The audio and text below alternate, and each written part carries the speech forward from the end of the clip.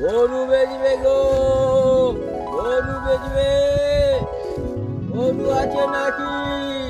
গরু গরু বেচবে। এই সেই গরু ব্যাপারই না, যে আগের বারে 4,000 টাকা চুনো লাগিয়ে দিয়ে গেছিল। ও ও দাদা, দাঁড়াও দাঁড়াও, আমার একটা গরু আছে, নেবে? কত দাম?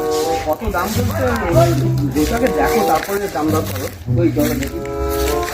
একটা গরু কিনেছিলাম, দুধ খাবার আছে, কিন্তু গরুটা দুধ দিচ্ছে না, সেই জন্য আর রেখে লাভ নেই। যা এখন খাবার দাবারের দাম বেড়ে গেছে, আজ বেঁচে দেবো। চলো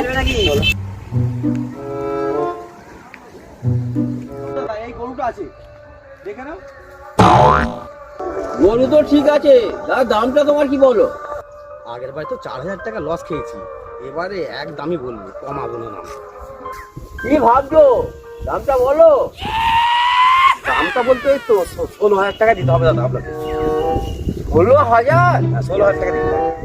দাদা এতে আমার কিছু থাকবে না, একটু রয় বাস করে একটা নাও। দেখতেই তো পাচ্ছ, পরিপুষ্ট গরু। এ নয় বুঝলাম, তো আমারও কিছু তো থাকবে। টাকা দরকার বড়। 500 টাকা অন্তত কম নাও। আচ্ছা ঠিক আছে, তাই দেন।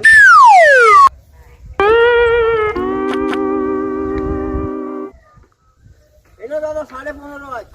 আচ্ছা দাদা, ঠিক আছে। দাদা,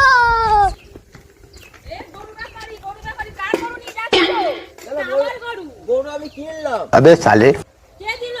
আরে তোমার কস্তাই তো বিক্রি করলো 15.5 টাকা। কতটা বিক্রি করলো?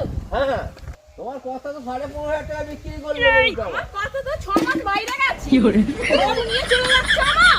তাহলে ওই লোকটা বিক্রি করলো, ওই লোকটা কে? ওই লোকটা আমি চিনি না।